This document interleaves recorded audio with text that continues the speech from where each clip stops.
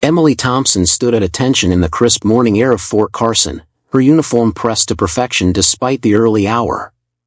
At 24, she had earned respect among her peers as a dedicated intelligence analyst. But today felt different.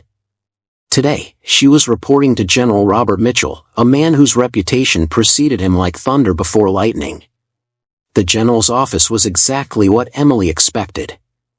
Medals lined the walls, photographs of military ceremonies covered his desk, and the American flag stood proudly in the corner.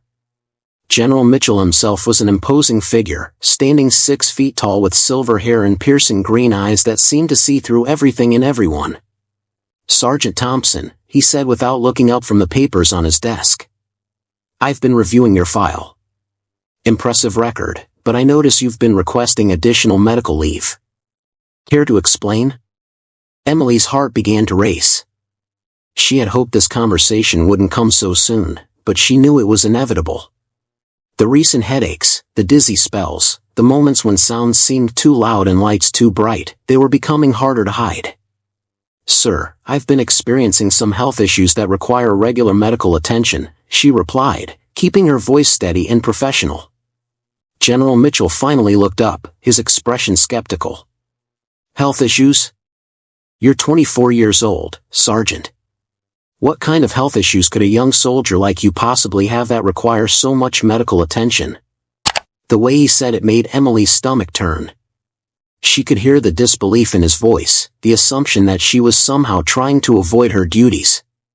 It was a tone she had encountered before, but never from someone so high in the chain of command. "Sir, I prefer not to discuss the specific details, but I assure you that my medical needs are legitimate and documented by the base medical staff," Emily said, maintaining her composure despite feeling increasingly uncomfortable. General Mitchell leaned back in his chair, his eyes narrowing slightly. "Sergeant, I've been in the military for 32 years. I've seen soldiers try every excuse in the book to get out of their responsibilities. Young people today seem to think they can claim some mysterious ailment and get special treatment." Emily felt a flash of anger but suppressed it quickly. "Sir, with all due respect, this is not an excuse. I take my duties seriously and have never shirked my responsibilities." "Is that so?" the general said, picking up her file again. "Because from where I'm sitting, it looks like you're trying to game the system. What's next, Sergeant? Are you going to tell me you have some invisible injury from your time overseas?" The words hit Emily like a physical blow. She had indeed served overseas in Iraq, but she had never spoken about what happened there. The official reports were classified, and she had been instructed to keep the details confidential. Very few people knew the full story of her deployment. "Sir, I completed my overseas deployment with distinction," she said, her voice beginning to show strain. General Mitchell stood up and walked around his desk, stopping just a few feet from Emily. "Let me tell you something, Sergeant. I've seen real soldiers with real injuries. I've seen men and women who've sacrificed everything for this country. And I can spot a malingerer from a mile away." Emily's hands began to tremble slightly, but she kept them clasped behind her back. The general's words were not just dismissive, they were insulting everything she had been through, everything she had sacrificed. "I understand your concern, sir, but I assure you that my medical needs are genuine," she repeated, though her voice was becoming quieter. "Genuine?" General Mitchell laughed, a harsh sound that echoed in the small office. "Sergeant, you look perfectly healthy to me. You stand straight. You speak clearly. You show no obvious signs of any serious medical condition. What am I supposed to believe? That you have some secret injury that only appears when it's convenient for you?" The laugh was what broke something inside Emily. It wasn't just skeptical, it was cruel. It dismissed not only her current struggles but also the very real trauma she carried from her service. She had been trying so hard to be professional, to handle this situation with dignity. But the general's attitude was making it impossible. "Sir, appearances can be deceiving," she said, her voice now barely above a whisper. "Can they now?" General Mitchell returned to his chair, leaning back with an expression of smug satisfaction. "Well then, Sergeant, why don't you enlighten me? What exactly is this mysterious condition that requires so much medical attention, but leaves no visible trace? Emily stood in silence for a long moment. She knew that revealing the truth would change everything, but the general's dismissive attitude was pushing her toward a decision she had hoped to avoid. The medical staff had been understanding and supportive, but they had also warned her that not everyone would be. "I'm waiting, Sergeant," General Mitchell said impatiently. "And I should warn you that I have very little patience for elaborate stories designed to justify laziness or cowardice." The word cowardice hit Emily like a sledgehammer. After everything she had been through, the sleepless nights, the way sounds sometimes made her jump, the headaches that felt like her skull was splitting apart, to be called a coward was more than Emily Thompson could bear. "Sir," she said, her voice growing stronger, "I respectfully request that you review my complete medical file before making any judgments about my character or my service record." "I don't need to review anything, Sergeant," General Robert Mitchell replied. "I can see everything I need to see standing right in front of me. You're a healthy young woman trying to avoid her responsibilities by claiming some phantom illness." Emily felt tears beginning to form in her eyes, but she blinked them back. She had been trained not to show weakness, especially not in front of a superior officer, but General Mitchell's attitude made it clear he had no intention of listening to reason or showing compassion. The meeting seemed to stretch on forever, with the general continuing to question her integrity and commitment to the military. Each word felt like another weight added to the burden she was already carrying. She had served her country with honor, faced dangers most people couldn't imagine, and now she was being treated like a liar and a cheat. As the general continued his lecture about duty and responsibility, Emily made a decision that would change everything. She could continue to suffer in silence, accepting his dismissal and ridicule, or she could show him the truth she had been trying so hard to keep hidden. Taking a deep breath, Emily made a decision that would shift the entire dynamic of the conversation. Her hands moved to the collar of her uniform, and she began to unbutton it with deliberate, measured movements.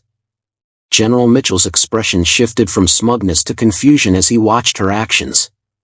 "Sergeant, what exactly do you think you're doing?" he asked, his voice carrying a note of alarm. "Sir, you said appearances can be deceiving," Emily replied, her voice now steady with resolve. "You want to see proof of my medical condition? I'm going to show you." As she opened her uniform shirt, the general's eyes widened in shock. Across Emily's chest and shoulder were a series of raised, twisted scars, the unmistakable marks of shrapnel wounds. The scars were extensive, creating a pattern that spoke of violence and survival. Some were small, like tiny craters in her skin, while others were longer, jagged lines that told the story of metal fragments that had torn through flesh and muscle. The silence in the room was deafening. General Mitchell's mouth opened slightly, but no words came out. The confident, dismissive expression on his face disappeared completely, replaced by something that looked like horror and shame. "These are from an IED explosion in Anbar province," Emily said quietly, her voice now completely calm. 3 years ago, my convoy was attacked while we were delivering supplies to a remote outpost. The blast killed 2 of my fellow soldiers and left me with 47 pieces of shrapnel in my body." She turned slightly, revealing more scars along her side and back. Each mark was a testament to a moment when her world had exploded into chaos, fire, and screaming metal. The general stared in stunned silence, his earlier arrogance completely evaporated. "The medical team was able to remove most of the fragments," Emily continued. "But several pieces were too close to vital organs to extract safely. They remain in my body, and sometimes they shift. When they do, I experience severe headaches, dizziness, and sometimes temporary hearing loss." General Mitchell finally found his voice, though it was barely a whisper. "Sergeant, I had no idea." "No, sir, you didn't," Emily replied, beginning to button her shirt back up. "Because I don't talk about it. Because I don't use it as an excuse. Because I continue to serve despite the pain. Because this is what I chose to do with my life." The general's face had gone pale. He looked down at the papers on his desk, then back at Emily as if seeing her for the first time. The transformation was remarkable. The man who had been so confident in his judgments just moments before now looked lost and uncertain. "The doctors at Walter Reed told me I was lucky to survive," Emily said, her voice growing stronger. "They told me that most people with injuries like mine don't make it off the battlefield. But I did. And when I recovered enough to return to duty, I chose to come back because I believe in serving my country." She paused, letting the weight of her words settle in the room. "The medical appointments you question are necessary to monitor the remaining fragments. Sometimes they shift, and when they do, it can be dangerous.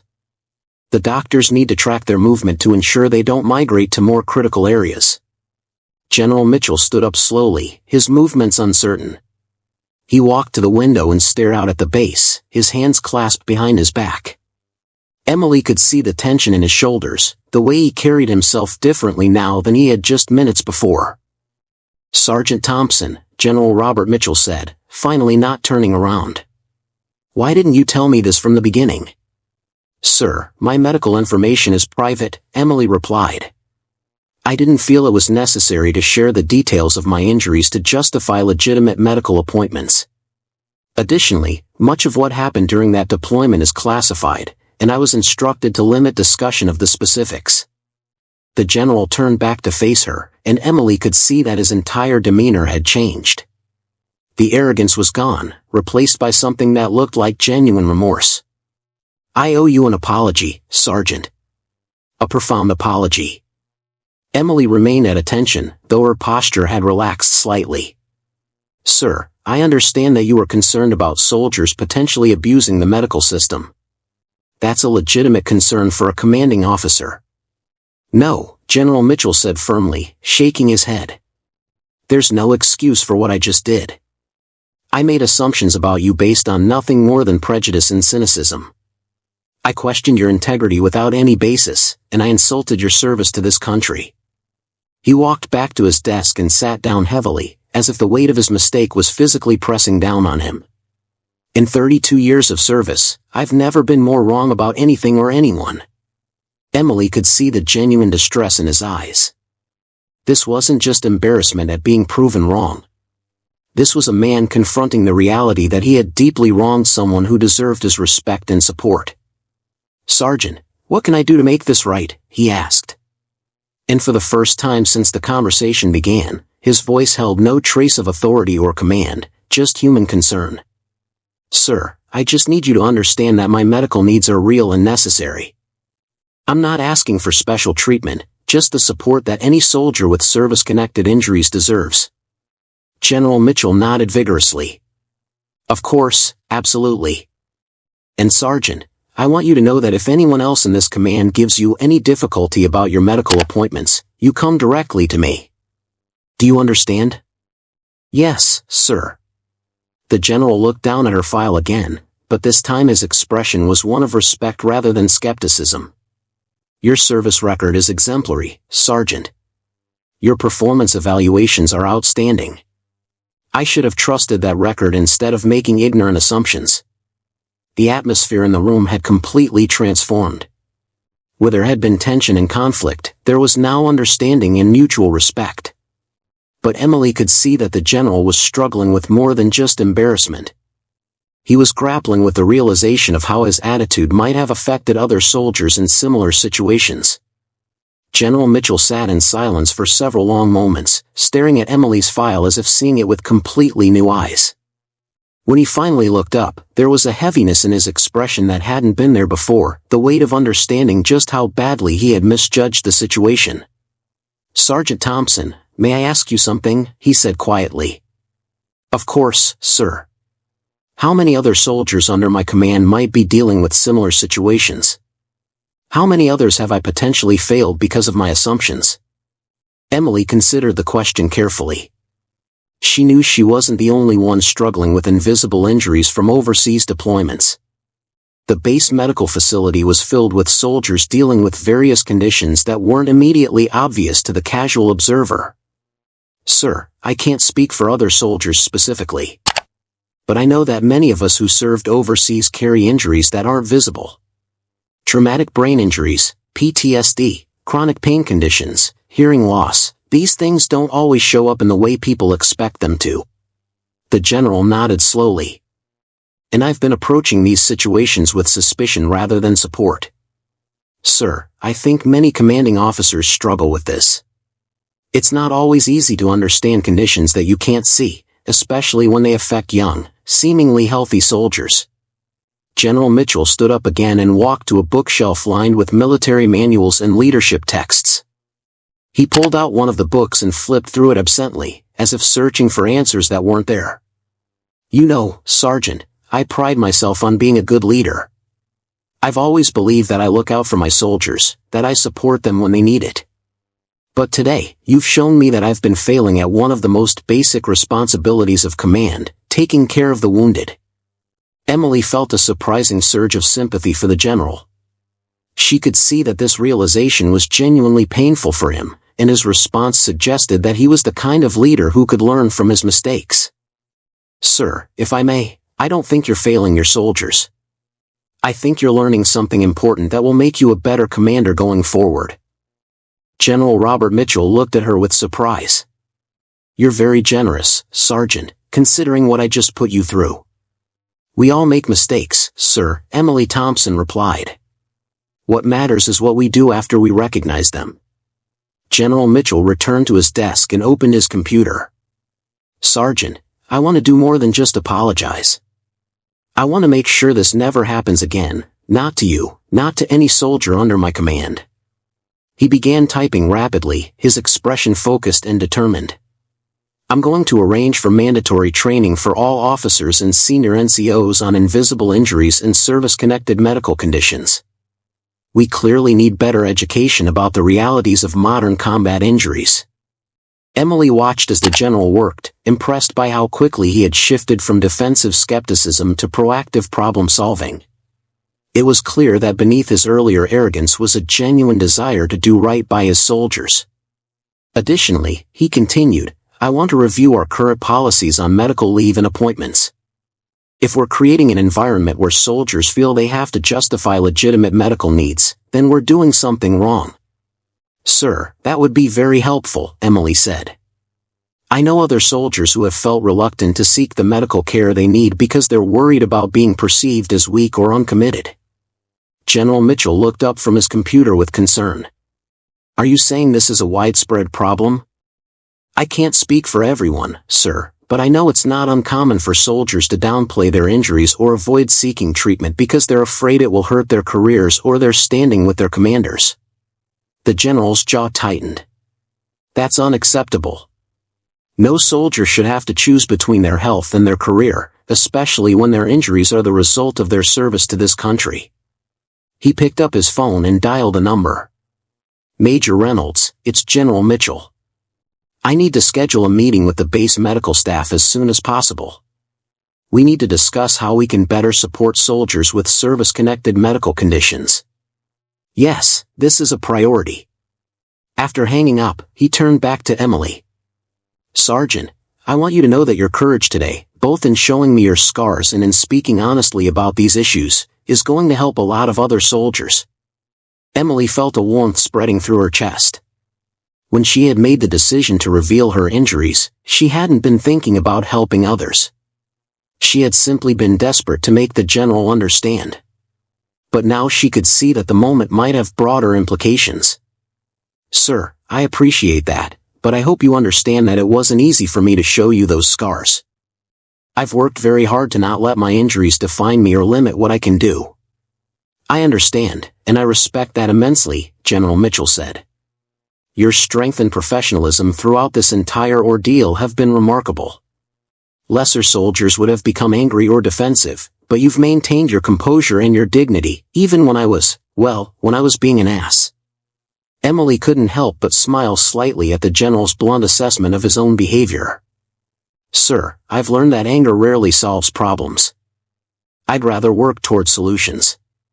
General Mitchell leaned back in his chair, studying Emily with obvious admiration. You know, Sergeant, I think you have leadership potential that goes far beyond your current rank. Have you ever considered applying for officer candidate school? The question caught Emily off guard. She had thought about it, but her medical conditions had made her worry about whether she would be accepted or whether the additional responsibilities might be too much to handle. "I've considered it, sir, but I wasn't sure if my medical situation would make me a suitable candidate." "Are you kidding me?" the general said with genuine enthusiasm. "After what I've seen today, your professionalism under pressure, your ability to communicate difficult truths, your commitment to helping your fellow soldiers, I think the Army needs more officers like you." He opened another file on his computer. "I'm going to personally recommend you for OCS if you're interested, and I'll make sure that your medical conditions are properly documented and accommodated rather than treated as obstacles." Emily felt a surge of excitement mixed with nervousness. The opportunity to become an officer had always been a dream of hers, but she had never imagined it would come out of a situation like this. Over the following weeks, General Mitchell proved to be a man of his word. The changes he implemented were swift and comprehensive, transforming the entire culture around medical care within his command. Emily watched with amazement as her single moment of courage began to create ripple effects throughout the base. The first change came within days. General Robert Mitchell personally visited the base medical facility to meet with the doctors and nurses who treated soldiers with service-connected conditions. Dr. Patricia Wells, the chief medical officer, later told Emily Thompson that it was one of the most productive conversations she had ever had with a commanding officer. The general asked detailed questions about invisible injuries, Dr. Wells explained during one of Emily's routine appointments. He wanted to understand everything from traumatic brain injuries to chronic pain conditions to PTSD. He took notes like he was studying for a final exam. Dr. Wells checked the latest scan showing the location of the shrapnel fragments still in Emily's body. He also asked specifically about your case, Sergeant Thompson. He wanted to understand exactly what you deal with on a daily basis so he could better support you and others in similar situations. Emily felt a mixture of gratitude and embarrassment. While she appreciated the general's efforts, she still wasn't entirely comfortable being the center of so much attention. "I just hope this helps other soldiers, ma'am." "Oh, it already has," Dr. Wells assured her. "We've had 3 soldiers come in this week for appointments they had been putting off because they were afraid of how their commanders would react. Word is getting around that General Mitchell is genuinely supportive of soldiers seeking medical care." The doctor paused in her examination. "Emily, can I tell you something? In 15 years of military medicine, I've seen too many soldiers suffer in silence because they were afraid of being perceived as weak. What you did in that general's office was incredibly brave." As the weeks passed, the mandatory training sessions that General Mitchell had promised became a reality. Emily was asked to participate as a guest speaker, sharing her story with officers and senior NCOs from across the base. The first session was terrifying. Standing in front of a room full of senior military personnel and talking about her injuries felt like exposing her deepest vulnerabilities, but the response was overwhelmingly positive. Major Lisa Rodriguez, a company commander, approached Emily after the presentation with tears in her eyes. "Sergeant, I owe you an apology. I have a soldier in my unit who's been requesting frequent medical appointments, and I've been giving her a hard time about it. After hearing your story, I realize I may have been making her situation much worse." Captain Michael Torres, a veteran of multiple deployments, shared his own struggles with hearing loss from repeated exposure to explosions. "I've been denying that I have a problem for years," he admitted. "But listening to you talk about facing your injuries head-on has made me realize that I need to get help." The training sessions became so popular that General Mitchell expanded them to include enlisted personnel at all levels. Emily found herself becoming an unofficial advocate for soldiers with invisible injuries, a role she had never expected but found deeply fulfilling. One afternoon, a young private named David Chin approached her after a training session. He was barely 18, fresh out of basic training, but there was something in his eyes that looked much older. "Sergeant Thompson," he said quietly, "I was in a convoy that hit an IED during my first deployment. I wasn't physically injured, but ever since then, I've been having nightmares and panic attacks. I've been too scared to tell anyone because I didn't want them to think I was weak." Emily sat down with Private Chen and spent an hour talking to him about PTSD, about the importance of seeking help, and about the fact that invisible wounds were just as real and deserving of treatment as physical ones. By the end of their conversation, he had agreed to make an appointment with the base mental health services. "Thank you, Sergeant," he said as he prepared to leave. "I feel like I can breathe again for the first time in months." Moments like these reminded Emily why her painful encounter with General Mitchell had been worth it. She was helping soldiers who might otherwise have suffered in silence, just as she had been doing before that confrontation. Meanwhile, General Mitchell was undergoing his own transformation. He began making regular visits to the medical facility, not to check up on soldiers, but to learn more about their conditions and needs.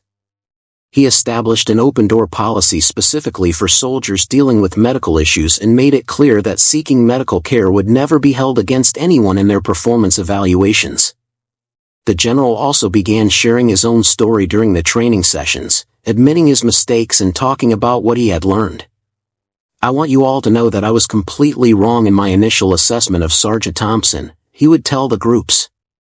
"My ignorance and prejudice nearly caused me to fail one of the finest soldiers under my command," General Robert Mitchell said during training sessions. "I'm sharing this not because I'm proud of it, but because I want to make sure none of you make the same mistakes I did." His honesty about his own failures earned him respect from his subordinates and created an environment where other leaders felt safe admitting their own misconceptions and learning from them. One day, General Mitchell called Emily Thompson into his office again. This time, the atmosphere was completely different, warm and supportive rather than hostile and suspicious. "Sergeant Thompson, I have some good news," he said with a smile.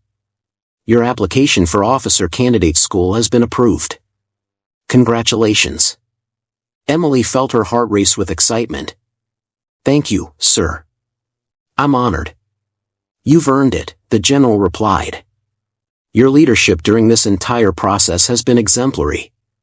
You've turned a difficult situation into an opportunity to help your fellow soldiers, and that's exactly the kind of officer the Army needs." He handed her a folder with her orders. "You'll be starting at Fort Moore in 3 months. I've also arranged for your medical care to be seamlessly transferred, and I've spoken personally with the commanding officer there about your situation. You won't have to fight these battles again." Emily looked down at the orders in her hands, hardly believing this was real. Just a few months ago, she had been afraid that her military career was over. Now she was being given the opportunity to become an officer and continue serving at a higher level. "Sir, I can't thank you enough for everything you've done, not just for me, but for all the soldiers who will benefit from the changes you've implemented." General Mitchell shook his head. "Sergeant, you're the one who deserves the thanks. You had the courage to show me the truth when I was too blind and stubborn to see it on my own. You've made me a better leader and probably saved me from making similar mistakes with other soldiers." As Emily's departure for officer candidate school approached, the changes she had helped initiate at Fort Carson began to take on a life of their own. What had started as one general's awakening had grown into a base-wide transformation in how service-connected medical conditions were understood and supported. The success of the training program caught the attention of higher command. Brigadier General Patricia Coleman, the base commander, called General Mitchell and Emily to her office for a meeting that would prove to be career-defining for both of them. "General Mitchell, Sergeant Thompson," General Coleman began, her tone serious but not unfriendly. "I've been hearing remarkable things about the initiatives you've implemented regarding support for soldiers with service-connected medical conditions." Emily stood at attention, still adjusting to the surreal nature of being included in high-level discussions about base policy. Just months ago, she had been afraid to even mention her medical needs, and now she was being consulted as an expert on the subject. "Ma'am, the credit really belongs to Sergeant Thompson," General Mitchell said. "Her courage in sharing her story opened my eyes to problems I didn't even know existed." General Coleman studied both of them carefully. "I've reviewed the data from the past 3 months. Medical appointment adherence is up 37%. Soldiers are seeking mental health services at unprecedented rates. And perhaps most importantly, we've seen a significant decrease in disciplinary issues and performance problems that we now recognize were likely related to untreated medical conditions." She picked up a thick folder from her desk. I've received reports from other bases asking about what we're doing here. It seems word is spreading throughout the Army about Fort Carson's approach to invisible injuries. Emily felt a mixture of pride and nervousness. She had never intended for her personal situation to become a model for other military installations, but she was gratified to know that other soldiers might benefit from what had happened. General Coleman, General Mitchell said, I believe this program could be implemented Army-wide. The training materials we've developed could be easily adapted for other commands. That's exactly what I was thinking, the general replied. Which is why I'm recommending both of you for reassignment to the Pentagon. General Mitchell, you would lead a new initiative to develop and implement policies for supporting soldiers with service-connected medical conditions.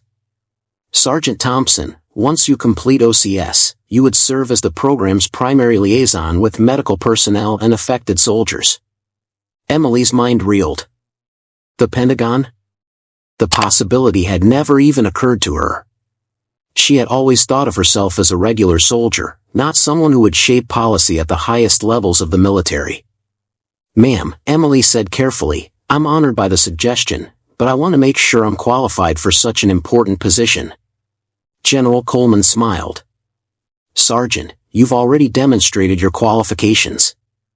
You've shown courage under pressure, the ability to communicate difficult truths effectively, and most importantly, you've proven that you can turn personal adversity into positive change for others, General Coleman continued. Over the next several weeks, as the Pentagon assignment became official, Emily Thompson found herself reflecting on the incredible journey that had brought her to this point. The young private who had been so devastated by an IED explosion in Iraq could never have imagined that her injuries would ultimately lead to an opportunity to help soldiers across the entire Army. She spent her remaining time at Fort Carson working with General Robert Mitchell to document their program and prepare training materials that could be used at other installations.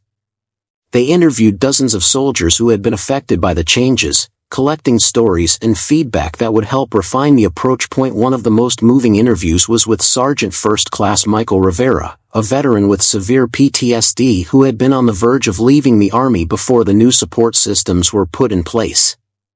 Sergeant Thompson, he said, his voice thick with emotion, I was planning to end my career because I thought I was broken, that I couldn't be a good soldier anymore. But when I heard you speak about invisible wounds being real wounds, it changed everything for me. I got the help I needed, and now I'm not only staying in the Army, I'm helping other soldiers in my unit who are dealing with similar issues. Stories like Rivera's reinforced Emily's belief that her difficult encounter with General Mitchell had been worth every painful moment. She was helping to create a military culture where seeking help was seen as a sign of strength rather than weakness. As her last day at Fort Carson approached, General Mitchell organized a farewell ceremony that drew personnel from across the base. Emily was uncomfortable with being the center of attention, but she understood that the ceremony was about more than just her. It was about celebrating the changes that had benefited so many soldiers. During the ceremony, General Mitchell spoke about the lessons he had learned and the importance of leaders admitting their mistakes and growing from them. Sergeant Thompson didn't just show me her scars, he told the assembled crowd. She showed me the scars in our system, in our culture, in our understanding of what it means to support our soldiers. And in doing so, she made all of us better. When Emily stepped up to the podium to give her farewell address, she looked out at the faces in the crowd and saw not just fellow soldiers, but people whose lives had been touched by the changes they had implemented together. She saw Private Chen, who had overcome his PTSD with proper treatment.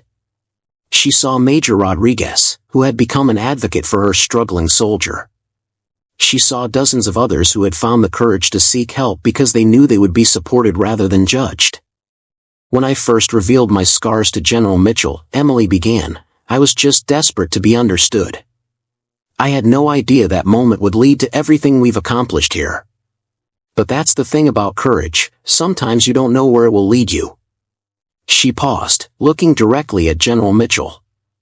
I want to thank General Mitchell, not just for the opportunities he's given me, but for having the courage to admit when he was wrong and the determination to make things right. That's the kind of leadership our soldiers deserve. As the ceremony concluded and people began to disperse, General Mitchell approached Emily one final time. "Sergeant, soon-to-be Lieutenant Thompson, it has been an honor serving with you. You've changed this base, and I have no doubt you're going to change the entire Army." Emily shook his hand, thinking about how different this moment was from their first meeting. "Sir, you taught me something important, too. You showed me that people can change, that mistakes can become opportunities for growth. That's a lesson I'll carry with me for the rest of my career." As Emily packed her belongings and prepared for the next chapter of her journey, she carried with her not just her personal possessions, but the knowledge that her courage to reveal the truth had created lasting change. The scars on her body, which had once been sources of pain and shame, had become symbols of resilience and hope for countless other soldiers. 2 years later, Second Lieutenant Emily Thompson stood in a conference room at the Pentagon addressing a group of senior military officials from all branches of the armed forces. The room was filled with generals, admirals, and senior civilians from the Department of Defense, all gathered to hear about the success of the Invisible Wounds initiative that she and General Mitchell had developed. The program had exceeded every expectation. What began as a single base's effort to better support soldiers with service-connected medical conditions had grown into a comprehensive Army-wide policy that was being studied by the other military branches and even international allies. "Ladies and gentlemen," Emily began, her voice confident and clear, "when we started this program at Fort Carson, we had one simple goal: to create an environment where soldiers felt safe seeking the medical care they needed. Today, I'm pleased to report that we've achieved that goal and much more." Emily Thompson clicked to the next slide, which displayed impressive statistics. Across the 47 Army installations where the Invisible Wounds initiative has been implemented, we've seen a 62% increase in soldiers seeking treatment for service-connected medical conditions. More importantly, we've seen a 48% decrease in soldiers leaving the Army due to untreated medical issues. General Patricia Coleman, now Emily's direct supervisor at the Pentagon, nodded approvingly from the front row. General Robert Mitchell, who had been promoted to lieutenant general and now served as Emily's commanding officer in the program, watched with obvious pride as his former sergeant presented to some of the most powerful people in the military. "The key to our success," Emily continued, "has been changing the culture around invisible injuries. We've moved from a mindset of suspicion and skepticism to one of support and understanding. This cultural shift has had ripple effects throughout the military community." Admiral James Watson, the Navy's representative, raised his hand. "Lieutenant Thompson, what specific challenges did you face in implementing this cultural change?" Emily thought back to her own difficult journey. "Sir, the biggest challenge was overcoming decades of ingrained attitudes about what constitutes a real injury. Many leaders, through no fault of their own, simply didn't understand conditions like traumatic brain injury, PTSD, or chronic pain disorders. Our training programs focused on education first, helping leaders understand the medical realities of these conditions." She paused, remembering her first encounter with General Mitchell. "We also had to create safe spaces for leaders to admit their own misconceptions and learn from them. Some of our most effective advocates are commanders who initially struggled with these concepts but were willing to change their approach when presented with evidence." General Robert Hayes from the Air Force leaned forward. "Lieutenant, I understand this program grew out of a personal experience you had. Would you be willing to share that story?" Emily felt a familiar flutter of nervousness, but it was much less intense than it used to be. Over the past 2 years, she had shared her story hundreds of times, and each telling had become easier while somehow remaining just as meaningful. "Certainly, sir." Emily took a breath and began to recount the day that had changed everything. She spoke about General Mitchell's initial dismissal of her medical needs, about the painful decision to reveal her scars, and about the transformation that followed. The room was completely silent as she spoke. Many of these senior officers had heard rumors about the origins of the program, but hearing the full story directly from Emily was powerful in a way that statistics and reports could never be. "When I unbuttoned my uniform that day," Emily said, "I wasn't thinking about policy changes or helping other soldiers. I was just desperate to be believed, to have my pain acknowledged. I had no idea that moment of vulnerability would lead to all of this." She gestured around the room. "But that's what I've learned about courage. It often starts with just telling the truth, even when it's uncomfortable or scary. After the presentation, Emily found herself surrounded by officials wanting to know more about specific aspects of the program. A Marine Corps general asked about adapting the training for combat units. A senior Defense Department civilian inquired about extending the program to military families. Each conversation reinforced how far the initiative had spread beyond its original scope. Later that evening, Emily and General Mitchell attended a reception at the Officers Club. As they stood together, watching senior officials from across the defense establishment discuss the Invisible Wounds Initiative, Emily reflected on the incredible journey they had both taken. "General Mitchell," she said quietly, "do you ever think about how different things would be if I hadn't found the courage to show you my scars that day?" Mitchell, now a seasoned advocate for military medical reform, smiled thoughtfully. "Emily, I think about it every day, not just because of how it changed the program, but because of how it changed me as a leader and as a person." He paused, watching a group of young officers across the room. "You know, I've spoken to hundreds of commanders about this program, and I always tell them the same thing," General Mitchell continued. "The moment you stop seeing your soldiers as individual human beings with their own struggles and start seeing them as potential problems to be managed, you've failed as a leader." Their conversation was interrupted by a young Army captain who approached with obvious nervousness. "Excuse me, Lieutenant Thompson. I'm Captain Angela Foster. I wanted to thank you personally." Emily turned to give the captain her full attention. "What can I do for you, Captain?" "Ma'am, I was severely injured by an IED in Iraq 3 years ago. I have traumatic brain injury and chronic pain, but like you, my injuries aren't visible. Before your program was implemented at my base, I was considering leaving the Army because I felt like I was being treated as a malingerer every time I needed medical care." Captain Foster's voice became stronger as she continued. "But after the training sessions and policy changes, everything changed. My commanders became supportive, my fellow soldiers understood my limitations, and I was able to get the treatment I needed. I'm not only staying in the Army, ma'am, I'm thriving." Emily felt the familiar warmth that came with hearing stories like this. "Captain, your success is exactly why we do this work. Thank you for persevering and for sharing your story." As the reception continued, Emily found herself in conversation after conversation with soldiers, officers, and civilians who had been touched by the program in some way. Some were survivors of invisible injuries themselves. Others were leaders who had changed their approach to supporting their soldiers. And still others were family members who had watched their loved ones benefit from the new policies. Near the end of the evening, General Coleman approached Emily with a serious expression. "Emily, I have something important to discuss with you. Walk with me." They stepped out onto a balcony overlooking the Potomac River. The lights of Washington, D.C., sparkled in the darkness, and Emily could see the monuments that represented the ideals she had dedicated her life to serving. "Emily," General Coleman began, "you've built something remarkable here.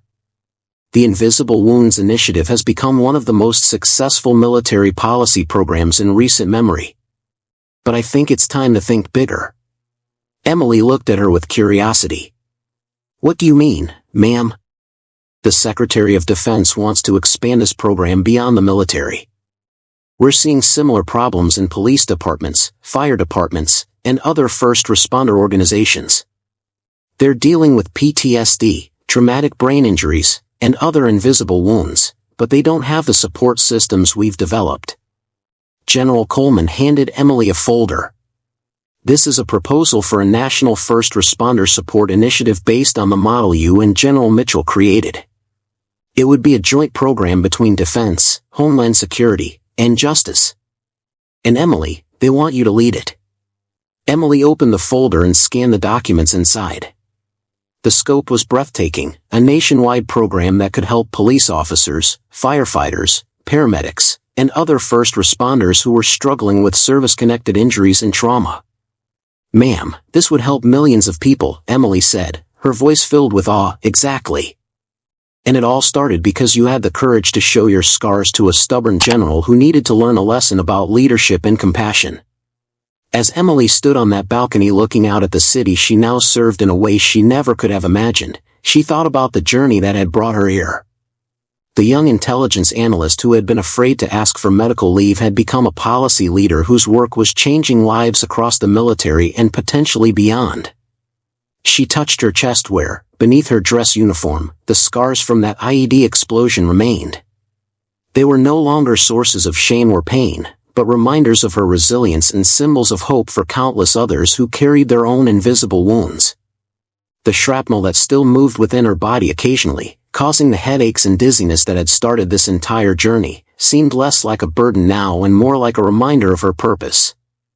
Every twinge of pain connected Emily Thompson to the millions of service members and first responders who needed someone to advocate for them, someone who understood their struggles from the inside. "Ma'am," Emily said finally, "I accept the position. Let's help some more people find their way home." As they walked back into the reception, Emily Thompson, the soldier who had been mocked for her excuses, prepared to embark on the next phase of a career dedicated to ensuring that no one else would have to suffer in silence because their wounds couldn't be seen. Her scars had indeed spoken louder than words, and their message continued to echo across the nation. If Emily Thompson's powerful story of courage and change moved you, give this video a thumbs up and hit that subscribe button to join our community for more inspiring stories.